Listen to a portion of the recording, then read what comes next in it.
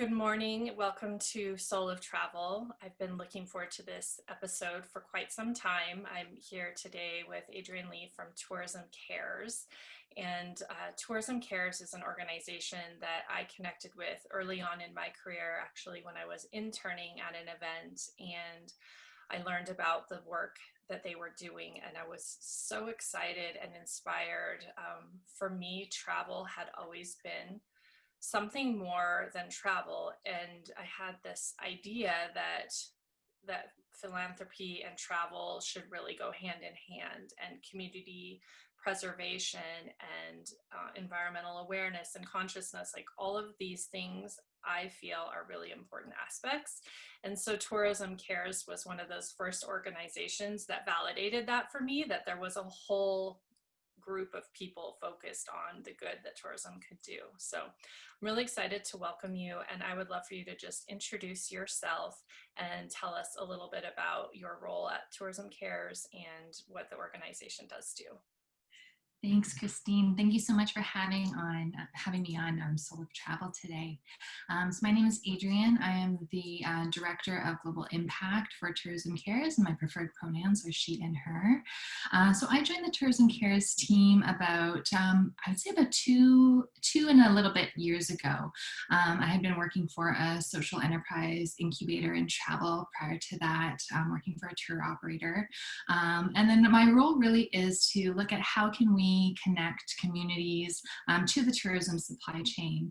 Tourism has incredible benefits of being able to redistribute wealth around the world, create dignified livelihoods, empower women. So my role really is to seek out and connect with nonprofits, social enterprises, community-led organizations, and really bring them into the tourism supply chain to see how can we connect them with the tourism market so they can benefit from the tourism industry as well. Excellent. Part of what I love about Soul of Travel and the tourism industry and this process is learning about all these amazing things and inspiring people who may not know that this work even exists. And when I read your title initially, I was like, that is a dream job. Like I didn't even know that would be so incredible to be immersed in that space every day as my profession, as your profession. So I think that is one thing that is really exciting. A lot of people, when they think about working in tourism, maybe think about working for the larger industries, for airlines and cruise companies and as travel agents, but there's so many pieces to the puzzle. And you and I were talking prior to this, but about a lot of the stuff that seems to happen kind of behind the scenes, and that's really where I think the magic unfolds. And so that's part of what Soul of Travel is about, is to just shine a light on that beautiful work. And so I'm really excited again that you're here to bring that story to this conversation. I would like to start with the Meaningful Travel Map, and that is what reconnected me to Tourism Cares. I was working with the Jordan Tourism Board to craft an itinerary. And, I was asking them, I'm like, I really want something meaningful. I want to connect to artisans. I want to connect to women. I want the money that comes from my trips to ripple out to small community organizations. I want to be environmentally conscious. And this was the first time that the answer was so easy. They were like, well, just look at the Meaningful Travel Map. It's all right there. What would you like to choose from? And it was really awe-inspiring for me, and it's so comprehensive, easy to use. I would love for you to share more about what the Meaningful Travel Map is, kind of what inspired it, why it was created, and who it supports. Absolutely, and we're big fans of the Jordan Tourism Board as well.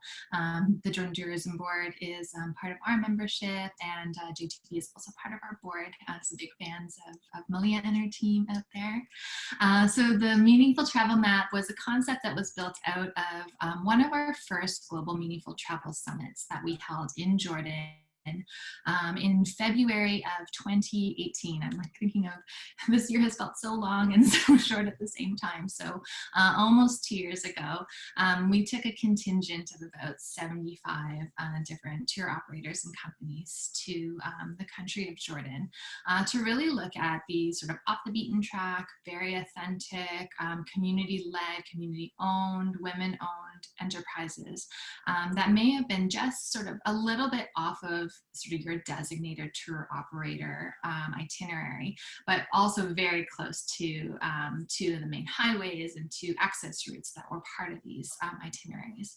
So we looked at, could we support social enterprises and community tours that could benefit from the tourism industry, but may not be benefiting yet. So nonprofits that were doing incredible environmental work, women's groups that were doing incredible gender empowerment work, and really feed them sort of into the tourism supply chain. What I love about the tourism supply chain is it's made up of products and services that are really adaptable, really transferable, and really help build up local community livelihoods. So when you think of the tourism supply chain, you think of, what are the sort of 5 products and services that make up an itinerary? And that really is accommodations. Everyone needs a place to stay. Everyone needs somewhere to eat, so meals, transportation, experiences, and then oftentimes travelers love to bring something home with them like a souvenir. So how can we adapt those 5 products and services to be able to benefit communities when we travel? So that's really what the Jordan Meaningful Map was built off of. 12 enterprises that we could feed into the tourism supply chain. And we thought, it was so successful in bringing so many more travelers there in 2019 and having many of our members sort of join on to including these experiences into their itineraries that we looked at, could we do this in other places? So our second global meaningful travel summit will be in Colombia next year. But in the meantime, we've been adding different spots all over a global meaningful travel map that we host on our Meaningful Travel platform. So these are organizations that we've worked with in the past, either at our domestic summits that we've either granted out to with travel impact grants or scholarships. They might be organizations that we've held programmatic opportunities with, such as speaking engagements.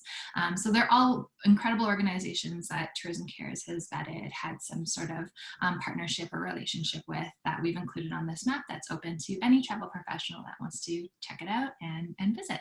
And they're all currently market ready as well. So they're all visitable and ready to create a really meaningful experience for you. Excellent. As a small tour operator, the things that I just gathered from that were really impactful and resonated were that they're vetted. That's really important, especially when, someone like me, I don't have the resources to go through that process, and I can go to a trusted organization and know that their values are aligned with mine.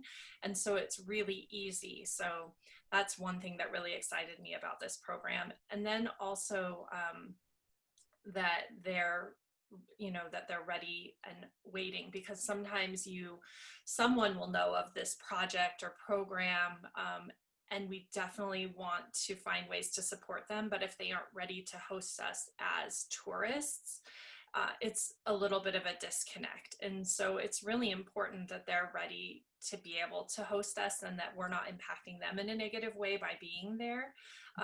And that we, being vetted, know, how that money is being spent.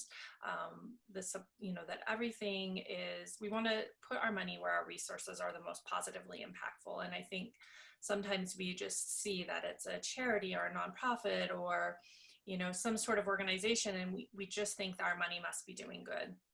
And I have honestly had a lot of colleagues say, I just don't know how to bring this into my business because I've heard I can do more harm than good. So I think those are really powerful things to be aware of and bring attention to, because it is so important to really understand what those interactions look like, and that they're done respectfully, and that there is a right way to go about it, and you can ripple things out in the wrong way. And I was actually thinking of that today, like the word ripple, and often like a ripple, you know, you see the top of the wave and you see the immediate impact, but you don't see everything that's underneath the wave. And I was thinking that kind of ties back to what we were saying earlier of all the stuff that's happening underneath when a traveler arrives to a destination, and all the things that continue to happen after we leave, and just bringing awareness to that bigger picture. And I really think that that's something that the Meaningful Travel Map does for travelers and for destinations. And I do know that Jordan, you know, was such a great place to start this project with, because they are really aware. But I wonder what that conversation looks like with destinations maybe that hadn't thought of it, that didn't know how to put these things in place. What have you had that experience where you're really educating them about how their travel can be more impactful? Absolutely, and I think it's a great mix. And to go with what you're saying, Christine, about all this work that happens behind the scenes and under the ripple, very much all of that is happening as well. So as you were talking about that, I was thinking of our current partners that we're working with in Colombia, Pro Colombia, as well as Impulse Travel. Pro Colombia being our DMO partner that we're working with to host our summit in 2011. But our on the ground partner, Impulse Travel, is very much made up of social impact entrepreneurs that have been working in the local communities we're hoping to support over this past year. So even during COVID, they've been administering COVID relief grants, but at the same time providing digital literacy, upscaling, capacity training, all remote through cell phones, and really working with, you know, hospitality and tourism training with the resources that are available. So all of the organizations that we work with have had some sort of consultation with how we can better work with the tourism market, but really leaning on what does that community want tourism to look like for them, because in the end, these tourism destinations that are places to visit for us really are the homes of the community members that live there. So we really want to be cognizant and respectful of how tourism is built in these communities, and want that to be very much led by the local voice and the local leaders that are living in those communities.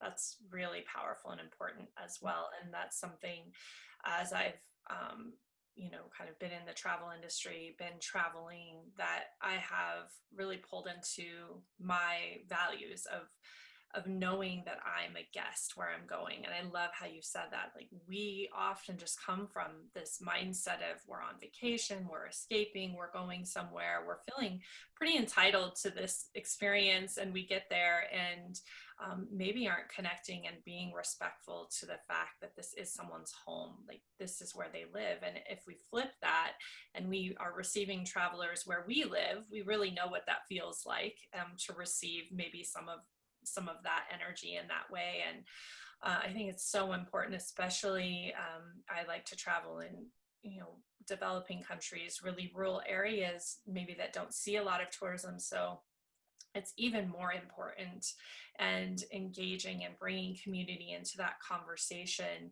I think that's where tourism then can have the greatest impact, is when we really allow the communities to paint the picture, like you said, of what they want tourism to look like for them.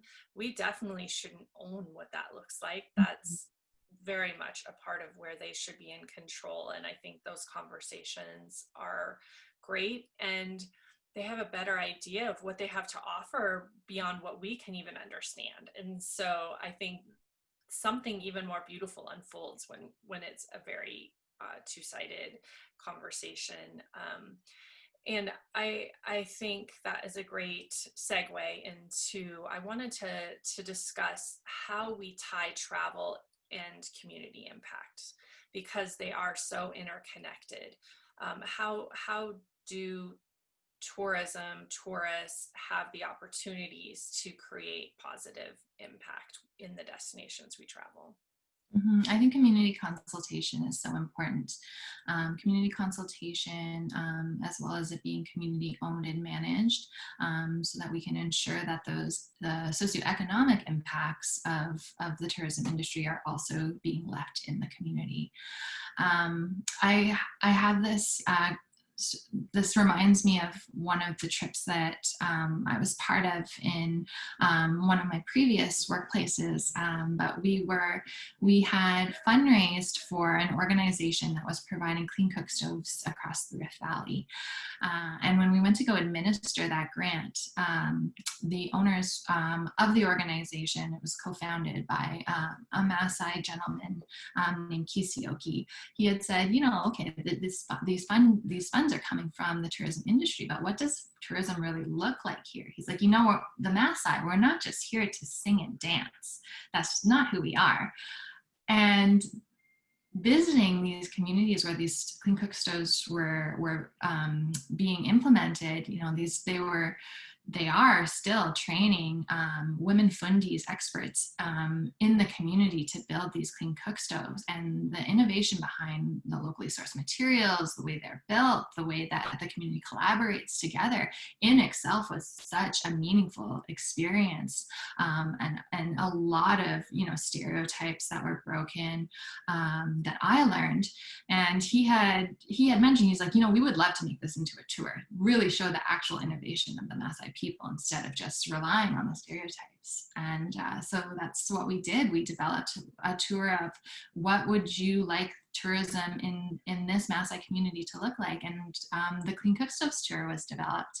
And it's I've heard such receptive feedback from travelers that this was the most meaningful part of their entire tour itinerary, because it was learning something that they had never thought to even think about in these communities.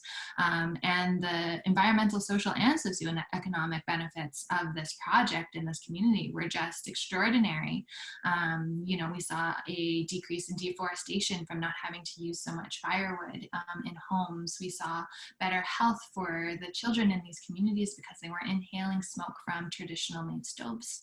But we're also seeing the preservation of recipes and the way that cooking takes place, because these stoves were locally made and led by the women that own these homes. So there was so much to this experience that was developed, and experience funds going back to fund even more stoves in that community. So it was just this lovely sort of virtuous circle of learning and implementation and preservation of culture that wouldn't have happened if that community consultation and that radical honesty was there with the leaders of that community of how they really wanted to see tourism evolve in their community. So I think that's really important, is to make sure that when we're developing any sort of community tourism experience, that we have all stakeholders at the table, especially having that led by the community. I think it's a really beautiful example. And, the minute you say Maasai, of course, I see that image, right, of, the traditional costume and dance and the performance that is really associated with engaging with that community from a tourism perspective. And it's beautiful and powerful, and something I definitely want to see. And when I'm traveling and those kind of experiences are presented to me, I always have a little bit of a feeling like it's authentic, and that it is what they would do traditionally in their community, but it's inauthentic in that they're performing for us as tourists. And so I just always have a little bit of hesitancy. And then I also have this urge to kind of like peek behind the curtain and really see the community. And every once in a while, I've been so fortunate to stumble into a village during like a wedding or a festival or something that wasn't planned for me. And it's so amazing to just have that experience. And so I think it's a balance of like wanting to share a culture in sharing a tradition that maybe is a performance, and then also really understanding why. And like you said, just inviting them into the conversation. And I mean, I know I would be so excited to have experienced that as well and see the process of how they are actually bringing the stoves into their home and what that's doing for the community. That would be far, far more impactful than maybe a 20-minute performance in terms of connecting with the destination. And then what you take home from that experience is going to be so much more valuable too. And you're seeing these people as real, strong warriors when you see what they can do in these situations and where their creativity comes and how they live off the land, which I think is harder for us to understand because we don't live in that way. So I think, like you said, that all of a sudden there's all these little moving parts that came into that one picture that you maybe wouldn't have seen when you started to map it out. Another example that you had shared with me, and I think this is something really important to think of now, where we're looking at how we can contribute to these communities during this halt of travel. And again, when we are planning a trip, we just kind of think of us and this trip. And we're not necessarily thinking about all of the pieces that make that trip happen for us. And then when travel stops, as is this anomaly of this time, what happens to all those pieces where we normally travel, the communities, the guides, the organizations. And I have seen so many of my colleagues and organizations like Tourism Cares really step up to support these communities. But can you talk about what are ways that we can continue to support communities with the absence of this economic benefit of travel? Yeah, and we've seen a lot of really neat innovation that has come out this year. And I think there's still ways to support travel destinations, even when we're sitting at home. So I know our friends in Puerto Rico, we held a summit in Puerto Rico last year. A number of the organizations we work with, I'm thinking off the top of my head, an organization called Isla Carib has put together these incredible virtual packages that do have that interaction. So they have one tour that's focused on the local coffee of that region. And they'll actually ship you samples of the coffee so that when you are doing their virtual experience, you're actually able to smell and learn and taste as they're able to educate you on the different types of blends and coffees as they go along. Our friends at the Indigenous Tourism Association of Canada has an incredible map. The website is indigenousdestinations.org, I believe. Over 700 different businesses that some are operating in Canada. I'm currently here in Canada.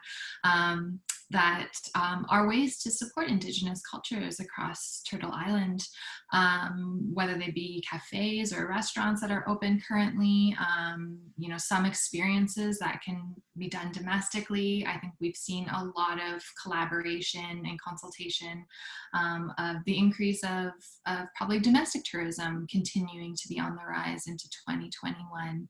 And there's just a lot of really cool, interesting experiences, I would say domestic, meaningful travel map experiences that we can do in our own backyard as well. So I think investing in these experiences while we're sort of stuck at home, whether virtually or safely in person, if that's available to us, is important, as well as, just showing our advocacy that these experiences and organizations are still operating. How can we amplify and boost them while we're all here at home? Whether that's even just staying informed and joining their mailer list, whether if we have the ability to make small donations to these organizations. I think there's a lot we can still do while we're kind of all stuck at home. Yeah. I think that some of those innovations, I think we'll see this across the board from this time period, but these innovations might stay with us. Like, I love the idea of the coffee experience that you just shared, because maybe someone is just not comfortable traveling internationally, or that's maybe not a place they'd ever thought about going, so they can still have that experience, and maybe it will lead to comfort and travel in the future to the actual destination, but it can kind of bridge that gap and be this safe introductory space for these experiences. So I think it's kind of neat to see some of the things that are being invented that might actually enhance tourism in the future. So I think that's really great. And then also really validates for those communities what they have to offer in terms of their culture and the things that they already create.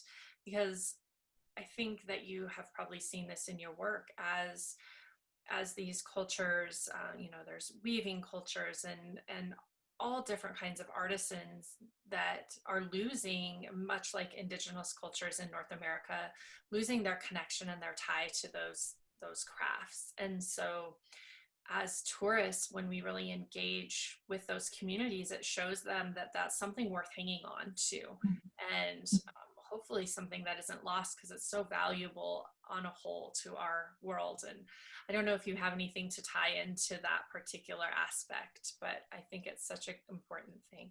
Yeah, I think tourism is one of the, it's one of the only industries that allows for communities to make choices of being able to work in the communities that you grew up in, as well as being able to pursue opportunities elsewhere.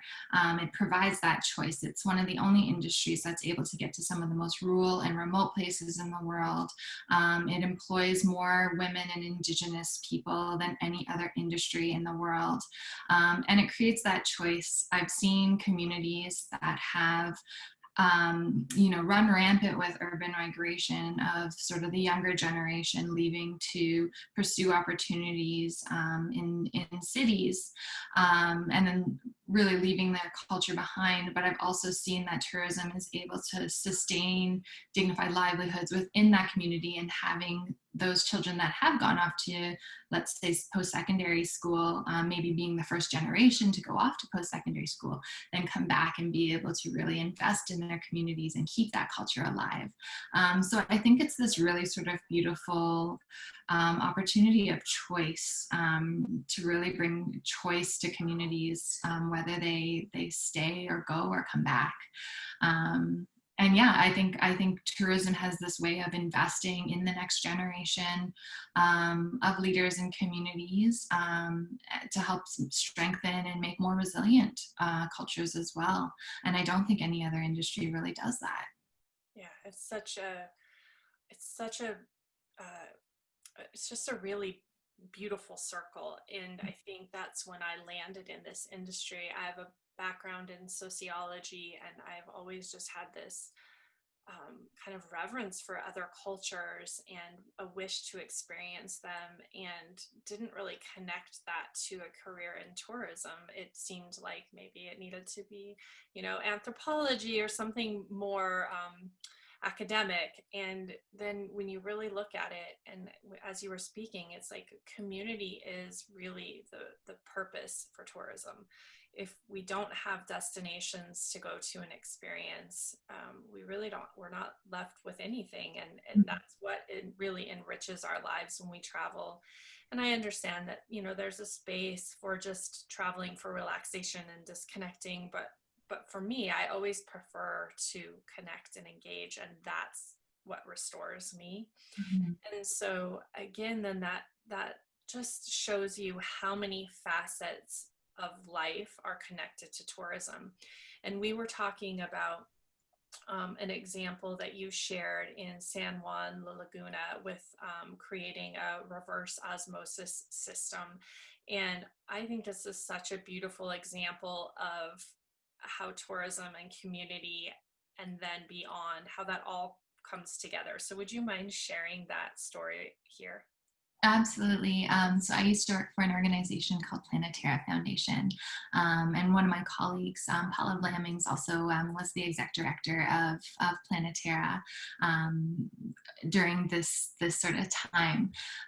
But this was a project that was part of a 5-year multilateral investment commitment from the Inter-American Development Bank to work with 5 major communities and 40 minor micro enterprises to develop tourism, the tourism economy in Central and South America.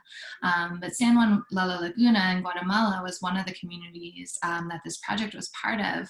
And what we found was the main project was the development of 26 different homestays that would be fed through sort of the tourism supply chain for travelers that are part of a tour operator to visit.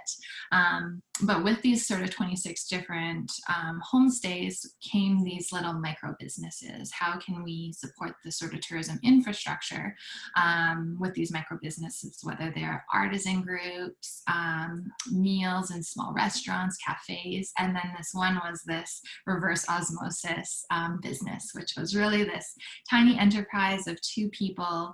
Part of this multilateral grant went to put in a reverse osmosis water tank. Water problems is a big problem in this community. A lot of water is fed from the Lake Atilan, which this community sits on. There's a lot of gastrointestinal problems that happen in this community.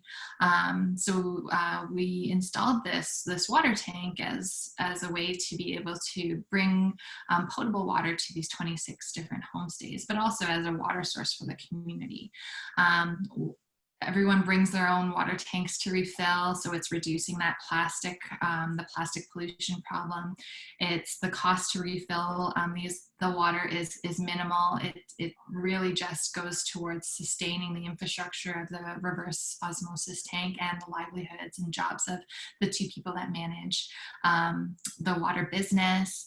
And what we found was not only was it creating jobs for local community members, but having this water used in the homes and eventually the school in the community led to this mass reduction of GI problems with the kids. And this sort of side ripple was kids were able to stay in school longer. They weren't missing classes because of stomach bugs.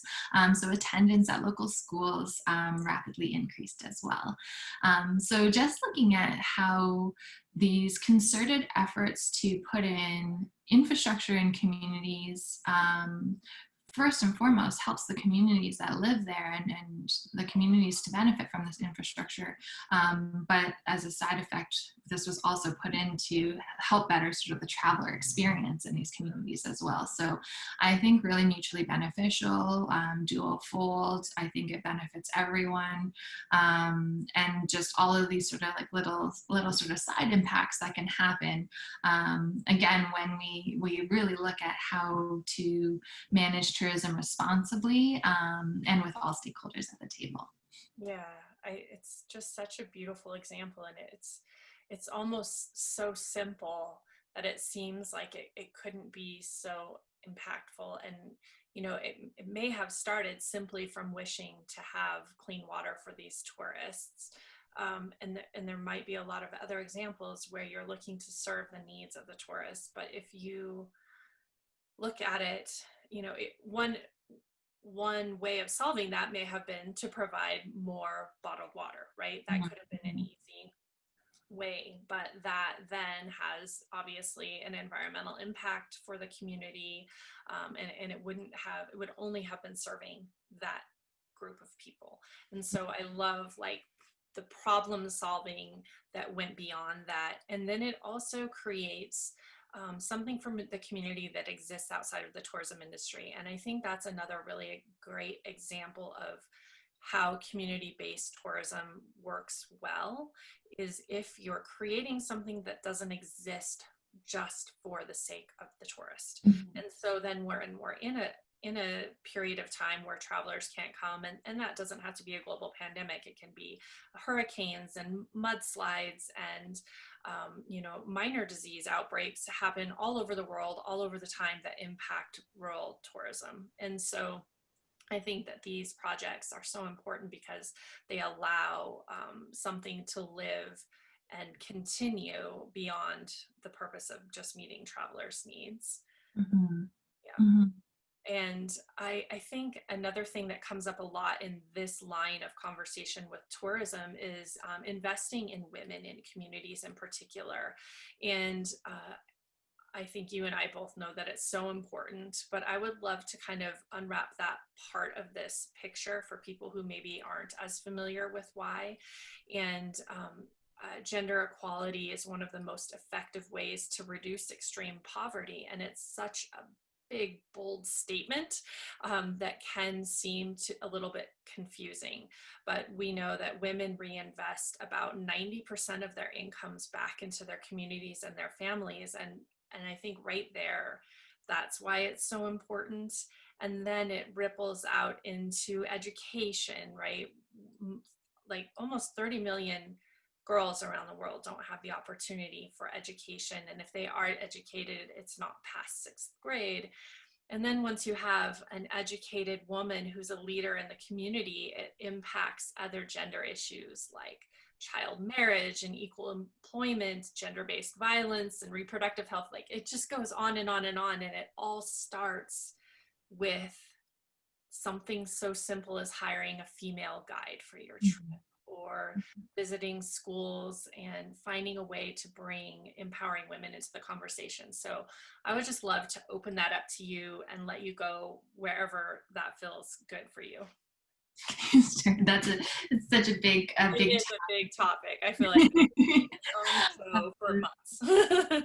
Yeah, no, definitely. I think tourism is is an industry that is an incredible vehicle for change.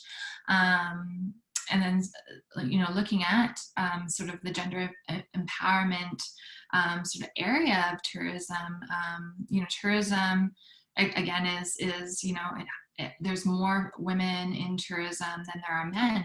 It's the only industry where there's more women employed in the industry than men. And I think it's a tool at sort of all levels of management, whether you're looking at leaders, government officials. Tourism has been an incredible sort of force for executive leadership of women in the industry, government officials, ministers of tourism, and in the sort of the same sort of thought process. It creates a doorway into the formal economy for so many women that may not have benefited from a formal education, where a formal education would be required in order to get a dignified livelihood in community. It really capitalizes on transferable skill sets that in more so patriarchal societies, might have designated women to manage a household and be responsible for the sort of the cooking and household management of the kids in the home, but can really sort of optimize on those skill sets of looking at creating those dignified livelihoods for women to be able to earn an income outside of the household. So I've seen organizations that are gender empowerment organizations that have helped women create livelihoods as becoming chefs, becoming artisans, being able to foster homegrown skills such as artisan works that are sold in shops and markets, and to be able to earn an income that way. We've seen even sort of the informal sector leading to the formal sector of women being incredibly entrepreneurial and may have started as a home business, but then are running their own restaurants or their own tour operator organizations or their own trekking companies. So I think there is just such incredible opportunity in this industry for women, and yeah, it's able to foster sort of leadership at all levels of management. Mhm. Yeah, I love that idea of every stop along the way there is opportunity for growth and leadership, and I've seen that over and over again as I've traveled. And I always love these conversations with strong women that I connect with all over the world, and then seeing really how it impacts, because it always comes back to community leadership and family leadership, and it just goes beyond the initial sphere. And so I think it's really important to continue to bring that into the conversation. And that's why this season of Soul of Travel is focusing on women in this space and really highlighting the work that people are doing, giving them a space to share what they're doing and how that impacts their lives and the lives of others. So I really am so happy that you were able to join me for this. And before we go, I just wanted to tie this back into a couple of things. One, you mentioned the upcoming conference in Colombia. That's part of why I reached out to Tourism Cares right now as well, is because I understood that the meaningful travel map might be extending to that region, and the conference and the work that you're doing there with organizations. And during coronavirus and the pause in my own business, I launched something called Lotus Communities, which is a brand that supports these local organizations and nonprofits. And so I was really excited to connect with you and to partner with Tourism Cares to support a community in Colombia with the January t-shirt design. So I would love for you to just share a little bit about the conference, how people can be involved if it's a fit for them, and then this community, which is really amazing, the scope of this project in Colombia. Absolutely. And thank you so much, Christine, for supporting us and supporting our community partners. So our next Meaningful Travel Global Summit will be held in Medellin, Colombia. Dates to be determined and will be announced on 2021. We just have to push it back because of the circumstances we're all in right now. But we'll be visiting a number of social enterprises and community-led organizations in Medellin. And we're working with Impulse Travel, our grant partners, and they've been actively working with the Peace Hub, which supports a number of women organizations as well as all genders, to be able to really foster social entrepreneurial leadership in Medellin. Impulse Travel, they work all over Colombia. We're focused really on Medellin, as we wanted to sort of look at sort of secondary cities that may not be getting as much benefits from the tourism industry as other places around Colombia. But some of the organizations, I had a chance to visit a few right before everything shut down. I was literally on the plane ride back, as they were calling for the pandemic. But one of the organizations we work with is a women-run capoeira organization that's really bringing capoeira, which is a traditional art form, to the community as a way of expression and also self-defense, as well as supporting two sisters that have an ecological impact tour in one of the communities of Medellin. They've really transformed what used to be sort of the public dump into this really beautiful neighborhood, really upskilling and upcycling materials around the community to create community spaces, green spaces, and parks. So these tours and the women that lead them are creating vast change in their communities, have impacted so many individuals and families in the communities, and really just reclaimed their narrative of the communities that they've grown up in. They have such incredible stories to share, and I hope that we're able to share them with some of you folks that are listening in today. And then hope some of you are also able to join us. So we are taking applications for our Colombia trip on our website now. If you search for tourismcares.org and then look under our summits, the application form is there. And then please also just sign up for our newsletter and our social media networks. I believe, Christine, you'll link out to them as opposed to this, but that's the best way to sort of follow along on what we're doing, updates on our Colombia trip, as well as the organizations we're working with in Colombia and domestically next year as well. This also timed brilliantly and totally unintentionally, but with the auction that you have going on right now. And this is one thing that since I've learned about Tourism Cares has been the thing that I stock every year. It sparks my like inspiration for places I might want to travel. I get really excited seeing all the things that are put together, but can you just quickly let people know where they can find that as well and the purpose behind the auction? Yes, yes, absolutely. Thanks, Christine. So our auction went live this week. This auction is instrumental to Tourism Care's work. The funding goes towards helping us be able to run these programmatic activities throughout the year.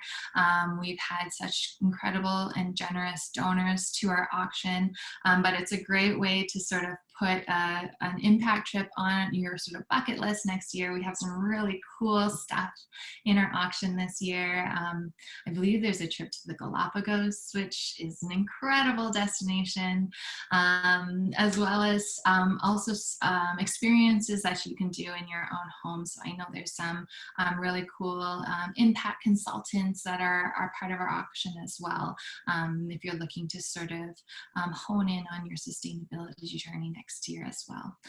So please, it's also on our website.